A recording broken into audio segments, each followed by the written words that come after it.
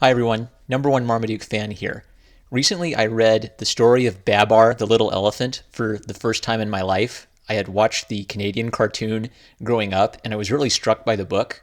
But as I was reading it, I started thinking about imperialism and colonialism and how it's relevant to storytelling. And it gets back to the whole thesis of why I started this channel in the first place. Ever since I bought a Legend of Zelda manga, read it, was really moved by how wonderful it was, and then just sort of came to the gripping realization that this beautiful story I love about Link going on an adventure to save his friends, that this is fundamentally at odds with the new left's moral values, and that they can't allow something like that to exist. They can't allow imaginative stories like that to exist, because imaginative stories, I won't say that they create moral beliefs, but they reinforce the moral beliefs of children.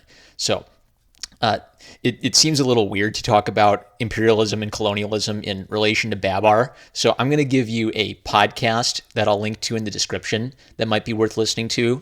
It's the Andrew Klavan Show on the Daily Wire. And I think towards the second half of the show, he interviews Obianuju Ekeocha, and she speaks on the topic of abortion imperialism. And if you're pro-choice, you might be thinking, "Oh, and here goes number one Marmaduke fan talking about how abortion's baby murder." Well, it is. But the reason I want to, the reason I want Suma Triggerum, guys, the reason I want you to listen to that is because Ekeocha is using the language of imperialism in a way I've never heard it used before. I have always heard colonialism and imperialism as words that come from the lips of essentially neo-leftist academic types, and they sound very similar to me. Like there must be a lot of overlap, but I think the distinction might be that colonialism is moving to another country and taking it over, building settlements there, and imperialism is making other countries conform to your values or your culture. So if the Roman Empire makes the barbarians live like Romans, then the Roman Empire is imperialist, and the New Left views America as an empire, and they hate the sin of colonialism, and they see privilege as being rooted in the historical sins of colonialism. So I'm referring you to Andrew Klavan to listen to his conversation with Eka Ocha on that, because I think that'll keep me from talking about it too much. And now I will talk about Babar. I love children's books. I buy them cheap, or I find them in donation bins to read them. And for some reason, I had never read this classic of children's literature, Babar. And as I read it, I started picking up things in it for the first time in my life. So one, this is a very charming story. I love the handwriting of the text. I love the simplicity of the illustrations. But this is a story that's about a young elephant who is personified. He has human emotions and a human intelligence. And so when he loses his mother, maybe elephants experience grief that's somewhat similar to what people do, but elephants don't grieve this exactly the same way humans do, because we have a soul. We experience grief differently. So Babar flees the hunter, and he finds himself in the city, where the rich lady, Madame, takes pity on him and cares for him. And Babar doesn't just sit on his laurels. He educates himself. He becomes dignified. He wears a suit. He becomes sort of an upstanding, fine young man. Babar's story isn't about this quest for revenge against the hunter, or about bringing a herd of elephants to stampede over the city and make all life on Africa elephants only, kick all the people out of Africa. It's a story about a elephant learning to live like a human. He's assimilating to this sort of Western French culture in Madame's city life.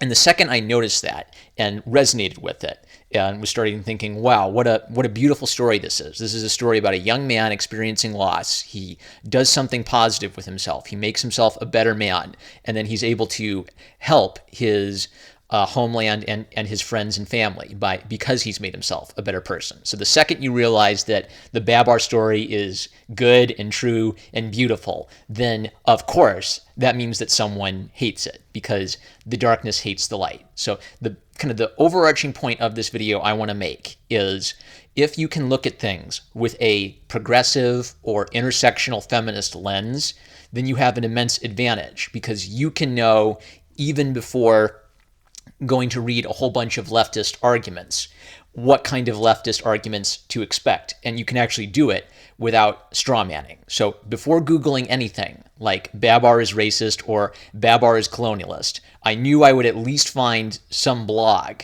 that would make that argument. And what I anticipated the argument would be is they would pick up on the same themes I did, that Babar came to the city and he didn't stampede around like an elephant. He dressed in clothes, he covered his nakedness, he learned mathematics, he bettered himself. And they would breathe onto that Babar story a racist message. They would argue something along the lines of that this is about white superiority or Western culture being superior to other peoples. And then the terms for it would be racist, sexist, colonialist. So sure enough, I Google, and I don't just find a blog by some nutter. I find the Good Man Project. Now, what is the Good Man Project?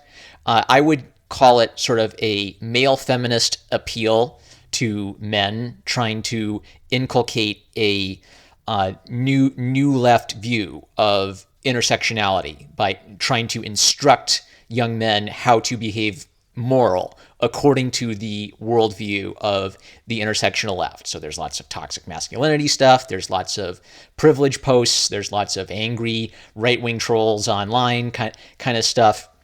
And the post that's relevant to this discussion is Babar the Elephant, Racism, Sexism, and Privilege in Children's Story, written by Raoul Wieland. So I'm going to read through this with you, and we're going to use this as an instance to, well, this confirmed what I anticipated, but we're going to use this as an instance to see how the New Left argues against children's stories and makes its case. So, writes Wieland, anyone remember Babar the Elephant? I do. And he talks about how, he watched the show as a kid and how it had an impact on him. And then he transitions to talking about how Babar was civilized, and he uses air quotes, by the rich lady. And when he returned home to the elephants, was made king, married Celeste, and flew off in an air balloon to go on adventures. Later he goes on, I had forgotten all about Babar when I ran into Herbert Cole's book, Should We Burn Babar? And as I found the title intriguing, and since Babar brought me back to my childhood, I bought it, read it, and found it fascinating. So Cole has used a deliberately shocking, controversial title, Should We Burn Babar? He is connoting the idea of burning books, even if he doesn't explicitly advocate burning Babar. By using that title, he has introduced the concept of burning a classic in children's literature as at least a question to muse about. Should we punch Nazis? Well, maybe, maybe not. Should we burn Babar? Maybe, maybe not. I'm already a little triggered, because in my mind, book burning is something we should have learned to stop doing a long time ago. And even if you're not advocating burning books, I don't even like floating the idea of burning books as a theoretical possibility. Cole wrote the book with the intention of fostering a critical children's literature, stating that what is read in childhood not only leaves an impression behind, but also influences the values and shapes the dreams of children. When there are no examples of stories for young people that fundamentally question the world as it is and dream it as it might be, he writes, resignation, defiance, or the quest for personal success becomes the only imaginable option unless the young have other sources for generating hope. I've just recently recorded a video talking about Angela Davis, which I think I'll link as a recommended video. And in that video, I talked about how Angela Davis put all of her hope in the idea of a Marxist political revolution. No one's the same as anyone else. There might be, some SJWs who are more in it for trending, but I think a significant number of the New Left the reason they win so much and the reason they fight so hard is they put their total hope in their political worldview. They can't find happiness in life apart from achieving their political changes in the culture.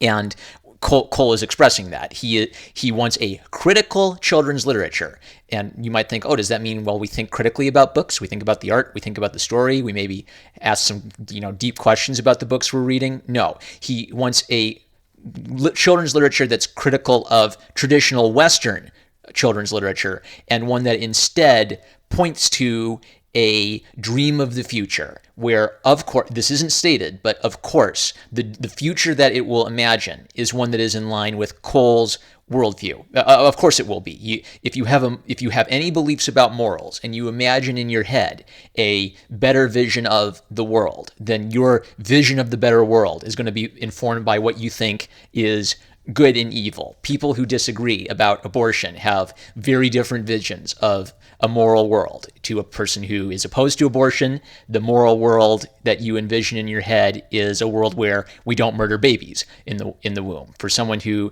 is an advocate of the right to choose, then they envision a world in their head where women have the right to choose. I picked the most triggering example possible for the principle, but Cole doesn't just want to ask children to think critically about children's literature. He wants children's literature to foster a vision for a better world, not just describe the world as it is. So Cole continues, I want to question the text of Babar in a way that children don't and speculate on the potential effects of this apparently innocent and charming tale. The first and simplest question I'd like to ask is, who has the power in Babar? Who makes the decisions in the story? Who is obeyed and tells the other characters what to do? And how is power distributed among characters in the text? Sargon of Akkad is right. The New Left is obsessed with power dynamics. It is the topic that colors everything they think about and everything they talk about, including children's books like Babar. Writes Wieland, I found this very interesting, having never thought about children's literature in such a light before. Cole dissects the text bit by bit. The hunter, dressed in full colonial regalia, is a faceless, impersonal force that is difficult to identify with the other, more benevolent humans in the book. Now, I find this interesting. The hunter is being described as someone in full colonial regalia. Well, the hunter is bad. So if anything, that's a critique of colonialism. But if Cole deals with that point, then this blog post summarizing Cole's book does not deal with the point. If the hunter is a representation of colonialism, then the hunter killing Babar's mother, murdering Babar's mother, that seems to me to be a representation of how colonialism can be a bad thing. If you think Christianizing the savages means going in and killing a bunch of savages and pointing a gun at their head and saying, you will worship Jesus, that is an evil being done in the name of Jesus. So I'm going to return to that point later, though. When Babar meets the rich lady, whose wealth is never explained, power works mysteriously and unambiguously in the story. I hate this. I hate that they are obsessed with where the rich lady's wealth come from. I hate this lens of looking at the world. But if you see wealth, then to Cole, that's an important thing to think about. Why does this person have this power and wealth? How did they get it?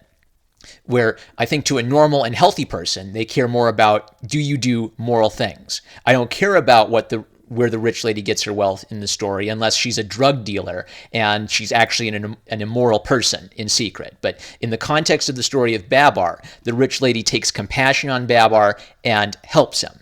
Cole is objecting to the rich lady being a moral, important factor in the course of Babar's life. Then Cole says he's worried that Babar begins to lose his elephant nature. So here's where the colonialism starts coming in. So what I liked, the idea that Babar betters himself. He becomes more educated. He dresses himself in clothes. He learns how to be a good person. This is exactly what Cole is spotting. And whereas I love it, Cole hates it. He hates that Babar is losing his elephant nature. He would prefer that Babar stay naked and not learn mathematics and not learn to engage in capitalism, as we'll see as we continue reading. Quoting Cole, the rich lady dresses Babar like a person, teaches him human eating and bathing habits, and educates him like a person. The darkness hates the light. They hate things like a elephant character learning how to bathe, being educated, learning human habits. They see something good like that, a elephant character becoming a good person, and they resent it. Cole remembers the scene of Babar in the shopping center, buying new clothes, and writes that, as an adult, I am bothered by this malleability and the good humor with which he jumps into becoming a well-dressed, rich person like elephant. The 1%. The rich. We gotta eat the rich. Ugh. That was me, not them, sorry. Wayland continues, Babar is given a car and soon introduced to all her rich friends, whom he tells all about his life in the forest. Quoting Cole, in Babar, the reader learns that there are different classes of people, and the rich lady is of the better class, and the elephants are not as good as people, but might be if they imitate people. So Cole is identifying this as an issue of class. I identified this as an issue of culture. Babar comes from a different culture. It's not a wicked culture. Babar doesn't run around smashing innocent animals and crushing them under his feet. He comes from a culture where they don't have modern medicine, where they don't have clothing, where they don't have automobiles. And in the city, he learns to appreciate these things, and he learns to educate himself. So the argument I'm anticipating is starting to unfold here, you see. So what the insinuation is going to be is that by Babar learning to behave like a human, what's being done is a racist message is being conveyed of Western superiority or white male superiority over foreign cultures. And what I would like to suggest to you that is the reason I referred to Andrew Klavan's conversation with Obianuju Eka Ocha is if you are forcing other cultures to do bad things, if you're showing up with a gun and murdering a bunch of people and saying you will embrace Western-style constitutional democracy, then you're doing a bad thing. You're murdering a bunch of people. But if you educate people about modern medicine, or if people voluntarily embrace Western values, that's not the same thing. It's different if It's not like in the story of Babar, the old lady and the humans marched on Babar and the elephants and then held a gun to the elephant's head and said, you will dress in clothes, you will learn mathematics, you will learn to live life exactly the way we live it. The story of Babar is Babar volunteering with free will and free agency, deciding to live like a human, deciding to become to better himself, to better his mind, to learn things that will help him help the other elephants. So there's no gun being pointed to Babar's head in the story, but that doesn't matter to the progressives who are writing this critique of the Babar story. If Babar is learning to behave like a human, then the story is promoting Western imperialism. So let's continue. His cousins seem delighted. Cole draws a parallel to colonial practices when he writes that Babar seems to have been converted fully to people ways, eagerly recruiting elephants for them, quote, seducing some members of the group into letting them proselytize for you. Sound familiar? I do not know who Wayland is referring to here. Is he talking about Christian missionaries? Is he talking about cults? Is he talking about people educating foreign students? What group is he referring to here? I assume he's referring broadly to the idea of you promoting the idea of Western civilization as something good. Do you think that capitalism is good? Do you think that other countries in the world might benefit from having a free market where people are allowed to do with their property what they will? That sounds like it's proselytizing the Western civilization to me. I don't know. So because it's vague what his broader point is, I'm just going to move on so I don't get caught up in 3 tangents. I'm learning, guys. I'm learning to control the tangents. When Arthur and Celeste's mothers come to take them home, Babar decides to come along with them. And they describe how Cole was very troubled by the scene where the mothers follow Babar, Celeste, and Arthur in the car because they see this as representing the colonialist message. So the older elephants follow naked with their trunks in the air to avoid breathing the dust. Babar, the male, drives, and the mothers, both uncivilized, trot along behind. The parents are made to follow their remade children while they are at the same time losing them. Power has been transferred to the young, Europeanized generation. Good grief. The reason that the parent elephants don't ride in the car is because they're too big for the little automobile. The Babar, Celeste, and Arthur are small enough to sit in the automobile without crushing it. I think this is an instance of Cole reading way too much into this scene than he has any right to. But it does represent the idea that the younger generation is quicker to embrace these new ideas, this vision of life where you dress nicely and educate yourself and treat others nicely. The young people have embraced that. So that's the little aspect of the story that Cole is seizing on to make his broader point about colonialization.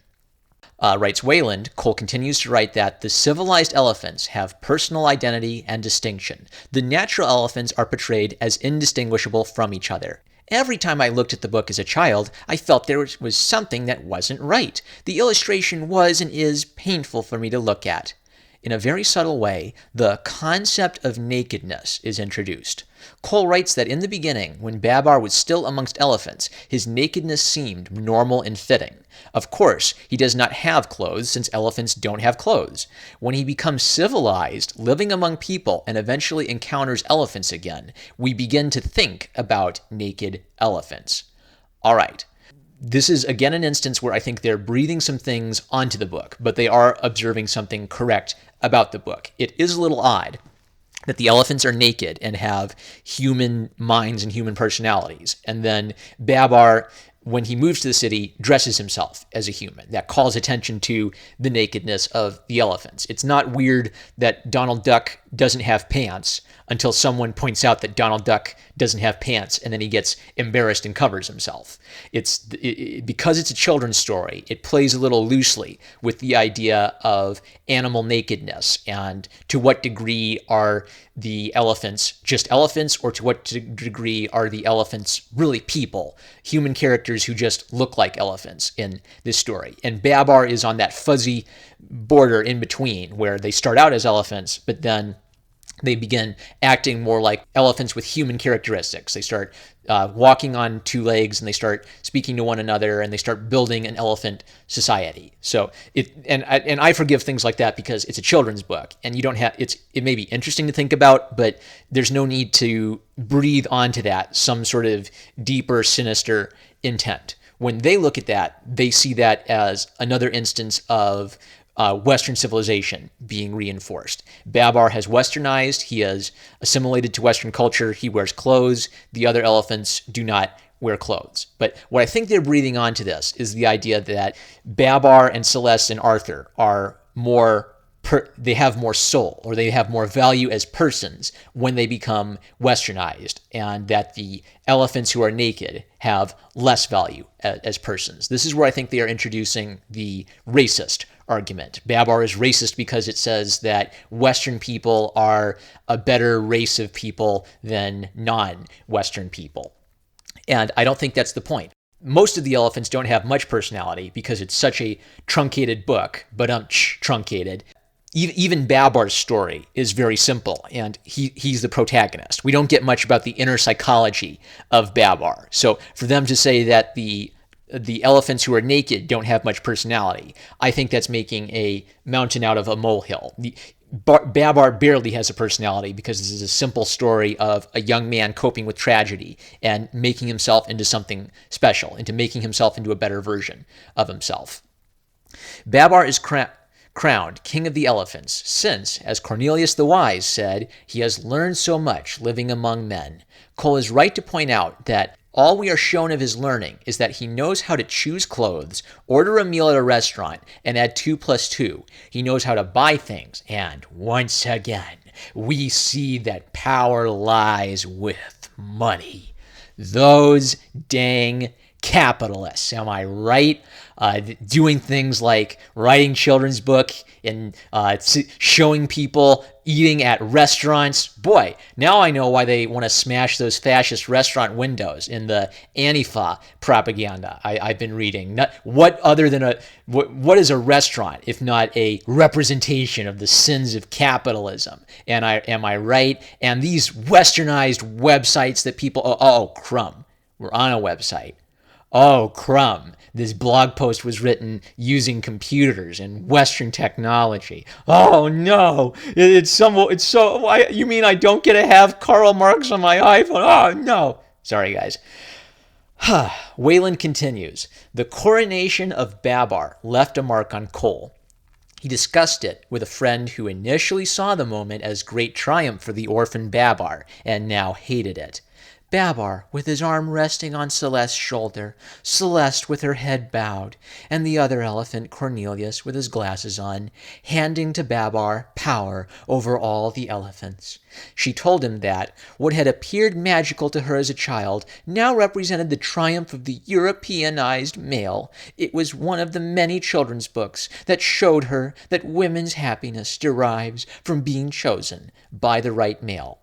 I wonder if Cole's friend wanted to marry a man who was a naturalist, would walk around naked, wanted to marry a man who was not educated, wanted to marry a man who could not provide for her, or now maybe she wanted to be single all her life. But when a woman does look for a mate, does she look for a savage who runs around town naked, making elephant noises, or does a woman look for a man who is mature and doesn't act like a child and does something constructive with his time and with his mental energies?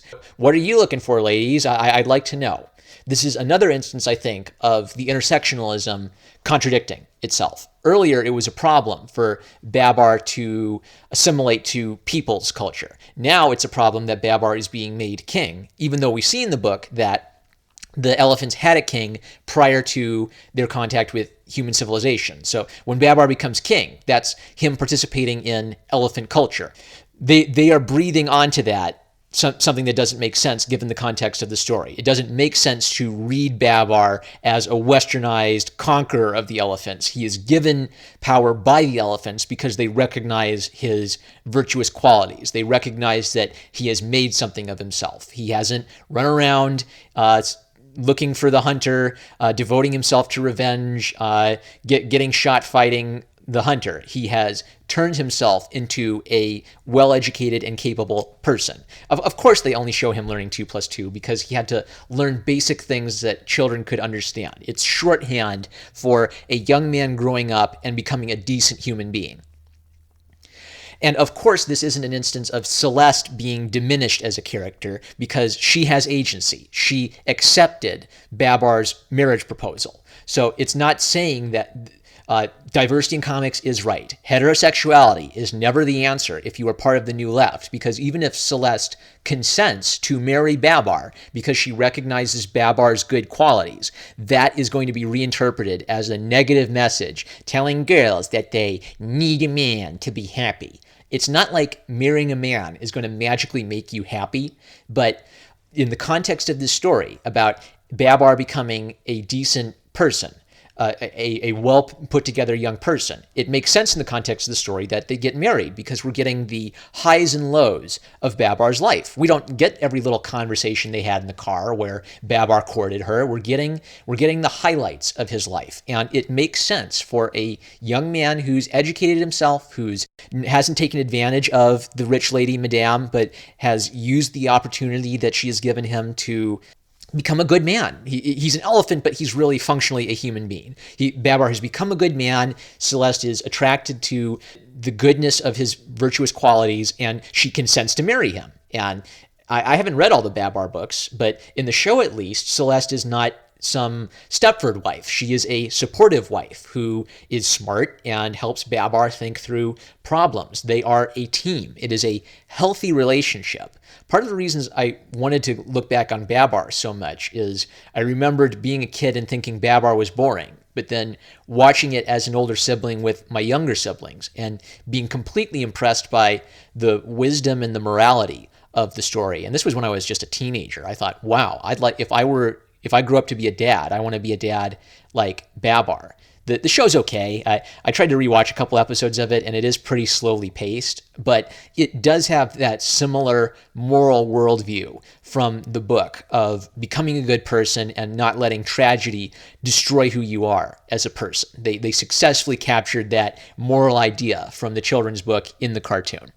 After Cole discusses his presumably feminist friend being annoyed by Babar, Wayland writes, the book continues to delve deeper, and we encounter stories about, click, click, turn on your listening ears, everyone, Pocahontas, Pinocchio, G.I. Joe, and Barbie.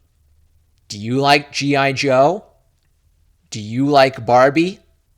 Well, the left is very concerned, and they want to see things change. When they talk about the culture isn't just paintings and operas. It's things like Pinocchio, Disney movies, the toys you play with, the dolls that girls play with. They see that as critical to creating culture, and they want to take away the sort of Western idea of culture, the pro-military, pro-America vibe of G.I. Joe, and replace it with their perspective. All now appear to me in a different light, and yet I am left unsatisfied as to what the impact of such children's stories are. Cole himself writes that it is easy to take children's literature more seriously than children take it, and it's sensible, in the midst of critical musings, to remember that sometimes an elephant in a green suit is just an elephant in a green suit. Well, that doesn't undo the fact that Cole chose to write a book called Should We Burn Babar, speculating on the Western values it contains and the values of being a good individual, of improving yourself as an individual, of doing what's right, of bettering yourself. And objecting to that, he is simply saying, he's seeing the same things in the story that I see. I say, those are good things. These are things that I would like my child to have, to internalize, to carry with them through their life. Cole sees the exact same things, and what I see as good, he sees as wicked. We are fundamentally opposed to each other in the kind of world we want to see and the kind of children we want to raise. What I took away from the book, besides a new perspective on my beloved children's stories, is the idea that, as Cole writes, it is not the question of whether children encounter Babar, but how. Paulo Freire once said that to study is not to consume ideas, but to create and recreate them. Along these lines, Cole argues that Babar and other objectionable children's stories can be used by parents and teachers as a way for children to start critically engaging with the world, to question everything, to draw connections to the real world around them, and to imagine how the story could be rewritten. Your Marvel comics from the 90s are problematic? Well, we need to rewrite the substance and the style of those comics to promote a different perspective, a less objectionable perspective, a new left perspective. This isn't teaching children to be critical of left-wing stories. They aren't saying, let's bring in the Lorax and let's critically examine the Lorax to teach children how to question pro-environmentalist literature. They're quite okay with children being taught pro-environmentalist messages, I would assume. They're not asking children to critically examine social justice warrior narratives. Let's question the narrative of the bad white male. Let's subject to some critical thinking to stories about straight white males being punched in the face. What they mean when they say they want a critical children's literature is they want a children's literature that criticizes Western value, Christian values, the white, straight, male, cis, heteronormative, patriarchal values, and instead inculcate their values in place of that. And because they view all of the world through the lens of power structures, that means they are okay using those power structures to inculcate their perspective on the world while fundamentally tearing down yours. Babar is not neutral in the mind of someone who wants to fundamentally transform the culture and create a new definition of goodness. This is from the Good Man Project. They look at something good, like the story of Babar, becoming a person who cares for others, who is sympathetic for others, who is thankful for the kindness he has received from the old lady, and they see evil. They tell a story that they see as good, the abolition of gender norms. 50 new genders, all the end of capitalism, the end of the individual as a valuable part of a story, the story of a young man going on an adventure to save the woman he loves. They see that as evil, and they want to replace it with their vision of a new kind of story, a vision of a new world that is defined by the new left progressive social justice values. I do not think the Good Man Project is good. I think the Good Man Project is evil, and their vision of the world is evil. And because of that fundamental transfer, of this fundamental opposition, there's no way to resolve this. There's no way, if we can't agree on whether Babar is fundamentally good or fundamentally evil, we're not going to be able to agree on almost anything. And the conversations we're having about comic books and video games, that's this conversation. But we're going to keep having it about every children's book, every new children's book that comes out, every old classic. As long as you can look through the world through the progressive lens, you are going to be able to anticipate how progressives look at the world through the progressive lens. And if they use that as their lens to look at the world, then everything is racist, everything is homophobic, everything is sexist. You have to call it all out, but it's not just enough to call it all out. You have to change it and replace it. And if you are passionate about creating a progressive utopia, then you can actually do it, because you will commit yourself to that like it's the most important thing in your life. I'm #1 Marmaduke fan. That's the point. And I freaking love Babar. And you can go watch it all for free, for legal, on YouTube at the Babar channel. A true story, not a true story, but a fictional story, which reinforces the idea. You do not have to let tragedy define who you are and turn you into a negative person. You can experience tragedy, and you can dedicate yourself to helping others and becoming better. And yep, that's the point. I love you guys, and I catch you later. So I don't get caught up in 3 tangents. I'm learning, guys. I'm learning to control the tangents. Someone roasted me for getting on a tangent because I accidentally said stay on tangent instead of stay on target. And oh, look, I'm doing it again. I'm talking about tangents, and that it's tangents within tangents within tangents, tangentception. All right, back to focus. That you do not let to have. You do not have to let. They're not saying let's bring in Dr. Seuss's environmentalist book. What is it? The Lorax or something? Yeah,